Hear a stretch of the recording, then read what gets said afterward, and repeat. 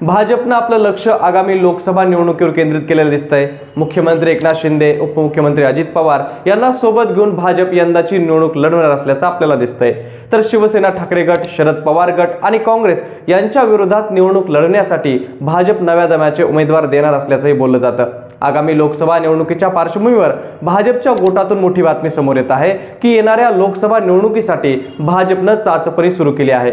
भाजप यावेळी ही निवडणूक प्रतिष्ठेची करून ठेवली आहे। राज्यातील 48 जागांपैकी 45 जागा जिंकायच्या म्हणजे जिंकायच्याच आहेत असा चंग भाजपनं बांधलाय। लोकसभा निवडणूक हमखास जिंकू शकतील अशा 7 आमदारांना भाजप यंदाच्या लोकसभा निवडणुकीसाठी तिकीट देणार असल्याचं बोललं जात आहे।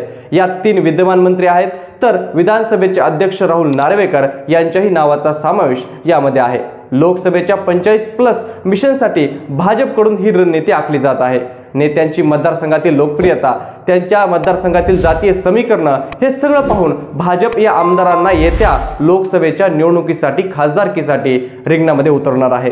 तर हे सगळे 7 आमदार कोण आहेत तेच आजच्या व्हिडिओच्या माध्यमातून आपण पाहणार आहोत। जय शिवराय, मी अभिषेक सोळुंके जाणता महाराष्ट्रामध्ये आपल्या सर्वांचं अगदी मनापासून स्वागत करतो। या यादीतलं पहिलं नाव आहे विधानसभेचे अध्यक्ष राहुल नार्वेकर यांचं। नार्वेकर हे कुलाबा विधानसभा मतदारसंघातून प्रथमच निवडून आलेले आहेत। शिवसेनेच्या माध्यमातून त्यांनी राजकारणात उडी घेतली होती। 2014 मध्ये त्यांनी राष्ट्रवादी काँग्रेसमध्ये प्रवेश केला आणि विधान परिषदेत त्यांना आमदारकी देण्यात आली। 2019च्या निवडणुकांआधी त्यांनी भाजपमध्ये प्रवेश केला आणि कुलाबामधून ते निवडून आले। असा त्यांचा प्रवास आहे।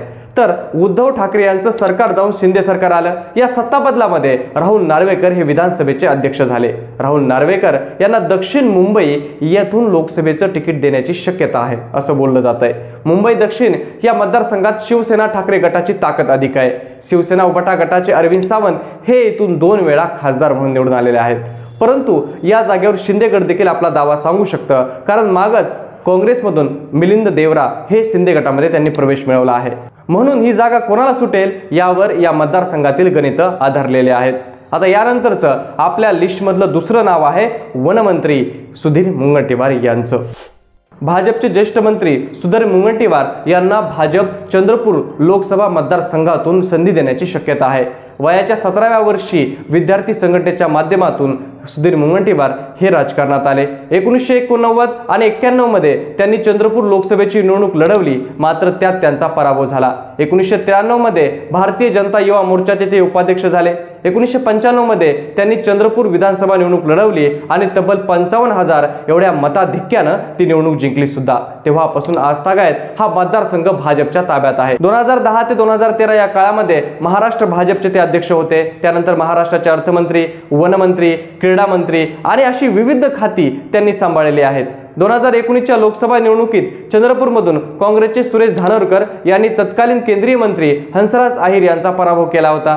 त्यामुळे ही जागा पुन्हा भाजपकडे खेचून आणण्याचे आव्हान हे मुनगंटीवार यांच्या पुढे असेल। आता या पुढचं या यादीतलं तिसरं नाव आहे ते ग्रामविकास मंत्री गिरीश महाजन यांचं।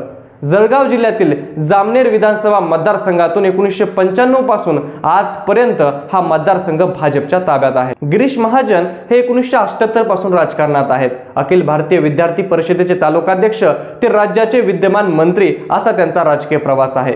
जळगावच्या राजकारणात एकनाथ खडसे यांचं वर्चस्व मोडीत काढलं ते महाजन यांनीच। जळगावमध्ये रावेर आणि त्याचबरोबर जळगाव मतदारसंघात उन्मेष पाटील आणि रावेरमध्ये रक्षा खडसे हे विद्यमान खासदार आहेत।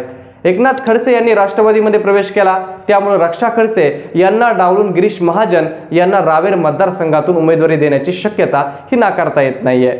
आता यानंतरचं या यादीतलं चौथं नाव आहे ते सार्वजनिक बांधकाम मंत्री रवींद्र चव्हाण यांचं। ठाणे जिल्ह्यातील डोंबिवली या विधानसभा मतदारसंघातून रवींद्र चव्हाण हे 2009, 2014 आणि 2019 या निवडणुकीमध्ये विजयी झालेले आहेत। वैद्यकीय शिक्षण, माहिती आणि तंत्रज्ञान, खाद्य आणि नागरी पुरवठा, ग्राहक संरक्षण आणि बंदरे या खात्याचे ते राज्यमंत्री होते। एकनाथ शिंदे यांच्या मंत्रिमंडळात त्यांना कॅबिनेटमध्ये देखील संधी मिळाली। डोंबिवली या लोकसभा मतदारसंघात मुख्यमंत्री एकनाथ शिंदे यांचा मुलगा श्रीकांत शिंदे हे विद्यमान खासदार आहेत। आता रवींद्र चव्हाण हे पालघर आणि सिंधुदुर्ग या 2 जिल्ह्याचे पालकमंत्री आहेत। तर पालघरमध्ये शिंदे गटाचे राजेंद्र गावित, तर सिंधुदुर्गमध्ये शिवसेना उबाटा गटाचे विनायक राऊत हे विद्यमान खासदार आहेत। सिंधुदुर्गमधून रवींद्र चव्हाण यांना उमेदवारी दिल्यास केंद्रीय मंत्री नारायण राणे यांचे पुत्र माजी खासदार नितेश राणे यांचं काय होणार असाही प्रश्न उद्भवतो। त्यामुळे रवींद्र चव्हाण यांना कुठून संधी मिळणार याची देखील आपल्याला उत्सुकता आहे। आता यापुढचं 5वं नाव आहे ते ठाण्याचे आमदार संजय केळकर यांचं। संजय केळकर हे भाजपचे तरुण आमदारांपैकी एक आहेत।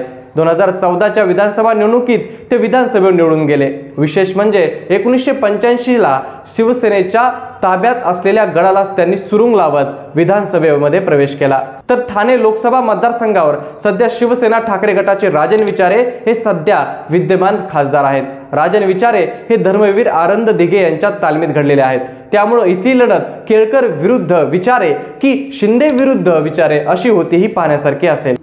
यानंतर आपल्या यादीतलं 6वं नाव आहे ते भाजपचे आमदार राम सातपुते यांचं। भारतीय जनता युवा मोर्चाचे उपाध्यक्ष म्हणून राम सातपुते यांनी भाजपमध्ये प्रवेश मिळवला। तर 2019च्या विधानसभेच्या निवडणुकामध्ये राम सातपुते हे माळशिरस विधानसभा मतदारसंघातून आमदार म्हणून निवडून आले।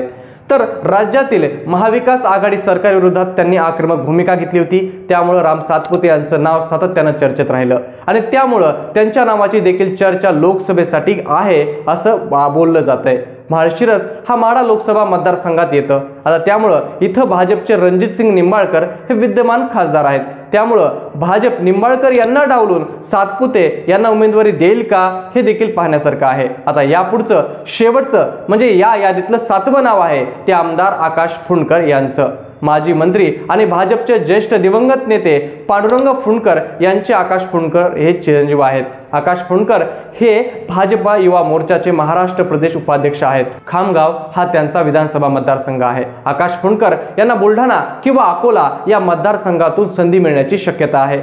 हे आहेत भाजपचे 7 आमदार जे येत्या लोकसभेच्या निवडणुकीमध्ये जे खासदारकीचे उमेदवार असू शकतात। यामध्ये पुढेमागे होऊ शकतं कारण जागा वाटपाचा तिढा अजूनपर्यंत काही सुटलेला आपल्याला दिसत नाहीये।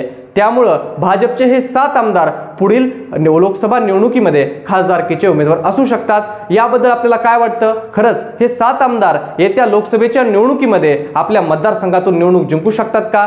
ते आपल्याला काय वाटतं ते कमेंट बॉक्समध्ये नक्की सांगा आणि अशाच प्रकारच्या नवनवीन व्हिडिओसाठी आपल्या जाणता महाराष्ट्र या YouTube चॅनलला नक्की सबस्क्राइब करा। धन्यवाद।